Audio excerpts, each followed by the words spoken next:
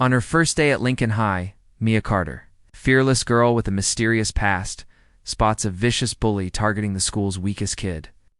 With one bold move, she flips the script, sparking a chain of events that will shake the school. To its core, who is Mia really? Mia Carter stepped off the rusty school bus, her worn sneakers crunching against the gravel of Lincoln High's parking lot. The air smelled of diesel and damp grass, and the August sun beat down on her, making her dark ponytail stick to the back of her neck. She adjusted her faded backpack, the one she'd carried through 3 states and 2 foster homes, and scanned. The sprawling campus, Lincoln High, was bigger than she'd expected. A maze of red brick buildings and manicured lawns that screamed small-town pride. Kids milled around, laughing, shoving, sizing each other up on the first day of junior year. Mia's hazel eyes narrowed. She wasn't here to make friends. She was here to survive. The crowd parted as she walked toward the main entrance, her stride purposeful, her expression unreadable. Whispers followed her. Who's the new girl? She didn't look like she belonged, not with her thrift store jeans and the faint scar above. Her left eyebrow? But Mia didn't care about fitting in. She'd learned long ago that blending in was overrated. Her mom, before she disappeared, had taught her one rule: stand tall, no matter what. And Mia had been standing tall ever since, inside. The hallways were a chaotic blur of slamming lockers and shouted greetings. Mia clutched her crumpled schedule, navigating the sea of students to find her first class. That's when she saw him, a scrawny kid with glasses too big for his face, his backpack sagging off one shoulder. He was pressed against a locker, surrounded by 3 guys who looked like they'd been held back a year or 2. The leader, a broad-shouldered kid with a buzzcat and a smirk, was tossing the smaller boy's notebook into the air, laughing as the kid scrambled to catch it. Mia slowed her pace, her jaw tightening. She didn't know the scrawny kid's name, but she knew his type. The one who got picked last in gym, the one who ate lunch alone. She'd seen kids like him in every school she'd been to, and she'd seen bullies like Buzzcat too. Her fingers Curled into fists. She could keep walking, pretend she didn't see. It was her first day, after all. Why make waves? But then Buzzcut shoved the kid hard, and the boy's glasses slipped down his nose as he stumbled. Mia stopped. The hallway noise faded into a dull hum. She dropped her backpack to the floor and stepped forward. "Hey," she said, her voice sharp, enough to cut through the chatter. Buzzcut turned, his smirk faltering for a split second. "What do you want, new girl?" he said, tossing the notebook to one of his buddies. Mia tilted her head, sizing him up. She was half his size, but there was something in her stance, steady, unflinching, that made him pause. "Let him go," she said. Now, the crowd around them went quiet. Buzzcut laughed, but it was forced. "You serious?" he said, stepping closer. Ow. Mia didn't flinch. She met his gaze, her eyes like steel. "Try me," she said. For a moment, no one moved. Then Buzzcat's buddy tossed the notebook at the scrawny kid, who fumbled to catch it. Buzzcat sneered. "Whatever, you're not worth it," he shoved past Mia, his crew following. But not before she caught the flicker of unease in his eyes. The scrawny kid adjusted his glasses, staring at Mia like she was some kind of superhero. "Thanks," he mumbled. "I'm Ethan." Mia nodded, picking up her backpack. "Don't mention it," she said, already walking away. But Ethan jogged to keep up.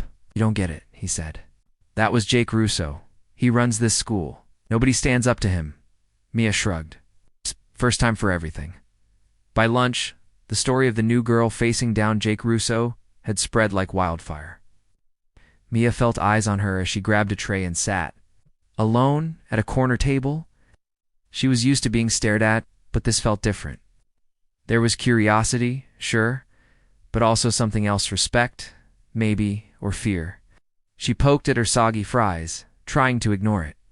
That's when Ethan slid into the seat across from her, his tray clattering. "You're kind of a legend already," he said, grinning. Mia raised an eyebrow. "I'm just trying to eat." Ethan wasn't deterred. He talked fast, like he was afraid she'd bolt. He told her about Lincoln High's social hierarchy, Jake and his crew at the top, the jocks and cheerleaders trailing close behind, and kids like Ethan at the bottom. He was a sophomore, a year younger than Mia, and he'd been Jake's favorite target since middle school. He's not just a jerk, Ethan said, lowering his voice. He's got connections. His dad's some big-shot lawyer, and the principal's terrified of him. Mia listened, her expression neutral.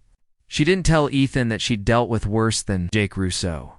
She didn't mention the foster homes where she'd learned to dodge fists, or the group home where she'd taught herself to pick locks to escape late-night visits from older kids. She just nodded and said, "Sounds like he needs a reality check." The rest of the day passed uneventfully. But Mia couldn't shake the feeling that she'd painted a target on her back. Sure enough, as she left school that afternoon, Jake and his crew were waiting by the bike racks. Jake leaned against a pole, twirling a keychain. "Nice stunt, new girl," he said. "But you're gonna regret it." Mia stopped, her heart steady. Been threatened before. She knew the drill. "Say what you want, Rousseau," she said. "I'm not scared of you." Jake's eyes darkened. He took a step forward, but before he could say anything, a teacher appeared, barking at them to disperse. Jake shot Mia a look that promised trouble, then sauntered off. Mia exhaled, her hands shaking slightly. She wasn't scared, not really. But she knew guys like Jake didn't let things go. She'd have to watch her back. Over the next few weeks, Mia settled into a routine. She kept to herself, aced her classes, and avoided Jake's crew. But Ethan stuck to her like glue, his chatter, filling the silence she preferred. He was smart, she'd give him that, always tinkering with some gadget or rambling about coding. He even showed her a drone he'd built, a clunky thing that barely flew but impressed her all the same. "You're not like other kids," she told him. Once, and he beamed like it was the best compliment he'd ever gotten. But Jake wasn't done with her. The prank started small gum on her locker, a kick-me sign taped to her backpack. Mia ignored them, but Ethan warned her it was just the beginning. "He's testing you," he said. "He'll escalate." And he did. One morning, Mia found her. Locker vandalized, the word freak scrawled across it in red paint. The janitor scrubbed it off, but the message lingered. Kids whispered as she passed. And even the teachers seemed to look at her differently. Mia didn't tell anyone about the note she found in her bag that afternoon, back off, or you're done. She didn't need to. She knew who it was from. That night, alone in her tiny foster home bedroom, she sat on the floor, her back against the wall. She pulled out her mom's old switchblade, the one she'd kept hidden since she was 12. She didn't plan to use it, but it reminded her of who she was. Mia Carter didn't back down. The next day, she decided to turn the tables. She'd watched Jake long enough to know his routine. He and his crew hung out behind the gym after school, smoking and planning their next move. Mia waited until they were gone, then slipped into the locker room where Jake kept his gym bag. She wasn't stupid. She didn't touch anything, but she noticed his phone poking out of the bag. A quick glance at the screen showed a group chat with his buddies, full of plans to teach the new girl a lesson. Mia's blood ran cold, but she didn't panic. She took a photo of the screen with her own phone, then left before anyone saw her. She showed the photo to Ethan at lunch. His face paled. "This is bad," he said. "You're planning something big." Mia nodded. "Then we planned something bigger." Ethan blinked, confused. "We," he said. Mia grinned for the first time since she'd arrived. "You're smarter than they are, Ethan. Let's use that asterisk." Over the next few days, Mia and Ethan worked in secret. Ethan hacked into the school's announcement system, something he swore he'd only done for fun before. Mia fed him ideas, drawing on every trick she'd learned in her chaotic life. They didn't want to just humiliate Jake. They wanted to expose him. The plan was risky, but Mia was all in. She was tired of playing defense. The opportunity came at the homecoming pep rally. The gym was packed, the bleachers vibrating with cheers as the football team paraded out. Jake, a star linebacker, strutted like he owned the place. Mia and Ethan waited in the AV room, Ethan's fingers flying over his laptop. "Are you sure about this?" he whispered.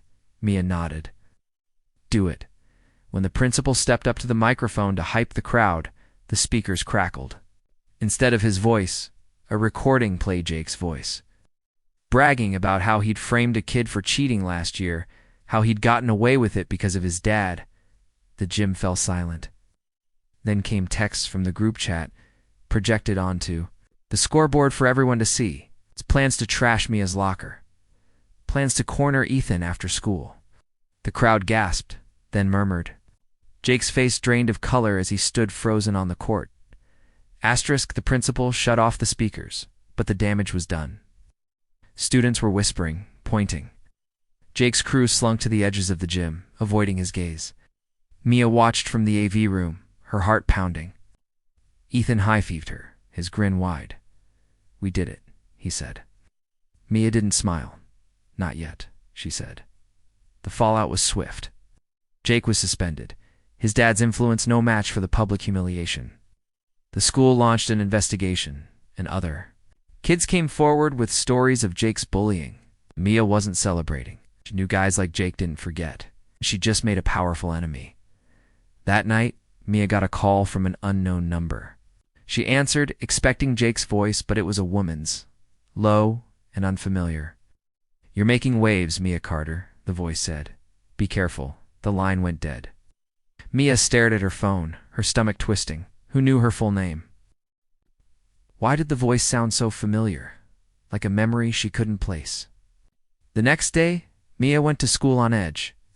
Ethan noticed her tension but didn't push. Instead, he showed her a new gadget, a tiny camera he'd rigged to catch anyone messing with her locker. "You're not alone anymore," he said. Mia looked at him, surprised by the warmth in her chest. She hadn't had a friend in years. But the mystery of the call gnawed at her. She started digging, using Ethan's tech skills to trace the number. It led to a burner phone, a dead end. Then, in history class, she saw a photo in her textbook that stopped her cold, a woman who looked just like her mom, but younger, in a newspaper clipping about a whistleblower who'd vanished years ago. Mia's heart raced.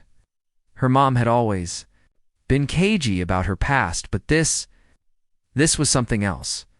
Mia confronted her foster mom, Linda, that night. Linda was a kind woman, overworked and underpaid. But she'd always been straight with Mia. When Mia showed her the textbook photo, Linda's face paled. "You weren't supposed to find out like this," she said. "Your mom wasn't just some runaway, Mia. She was in deep exposing powerful people. That's why she disappeared." The revelation hit Mia like a truck. Her mom hadn't abandoned her. It'd been running from something or someone. And now Mia realized that someone might be watching her. The call, the threats, Jake's dad, it was all connected. She didn't know how, but she was going to find out. Over the next week, Mia and Ethan became detectives. Ethan hacked into old news archives, uncovering stories about a law firm tied to Jake's dad, one that had been accused of covering up corporate crimes. Mia's mom had been a paralegal there before she vanished. The pieces were falling into place, but the puzzle was bigger than Mia had imagined. Then came the second twist. Ethan found an encrypted file on a dark web forum, one that mentioned Mia by name. It wasn't just Jake's dad. It was someone higher up, someone who knew Mia's mom and wanted Mia silenced before she dug too deep. Mia's hands shook as she read the file. She wasn't just fighting bullies anymore. She was fighting her mom's past. The climax came at the school's fall festival. Mia knew Jake would be there. His suspension lifted thanks to his dad's pull. She also knew the mysterious caller might be watching. She and Ethan rigged the festival's sound system with a new plan, not to expose Jake, but to draw out the real threat. As the festival kicked off, Mia took the stage, grabbing the mic. She didn't talk about Jake. She talked about her mom, about truth, about standing up to power. The crowd was silent, hanging on her words. Then the lights cut out. A figure moved in the dark, grabbing Mia's arm. She twisted free, her mom's switchblade in her hand, but before she could act, Ethan's drone buzzed overhead, its camera flashing. The figure, a man in a suit, his face obscured, bolted. The lights came back on, and the crowd erupted in confusion. Mia stood there, breathing hard, knowing she'd just come face to face with her mom's past. The man escaped. But Ethan's drone had caught enough footage to identify him, a private investigator linked to Jake's dad's firm. The school board couldn't ignore it this time. Jake's dad was investigated, and Jake transferred schools. his reputation in tatters. Mia became a quiet hero, the girl who'd taken down the untouchable. But she didn't feel like a hero. She felt like a target. In the weeks that followed, Mia and Ethan grew closer, their friendship a lifeline. She told him about her mom, about the truth she was still chasing. He promised to help, no matter what. For the first time, Mia felt like she wasn't alone. But late at night, when the house was quiet, she'd stare at her mom's switchblade and wonder who was still out there. Would they come for her next? Lincoln High was different now. The bullies were quieter, the weakest kids a little braver. Mia walked the halls with her head high, but her eyes were always watching. She'd won this battle, but the war wasn't over. Not until she found her mom or the people who took her. If you loved Mia's story and want more tales of courage, mystery, and unexpected twists, hit that subscribe button and join our community. We're dropping new stories every week to keep you on the edge of your seat. Drop a comment and let us know where in the USA are you watching this video from. Are you in the big city or a small town like Mia's? We can't wait to hear from you.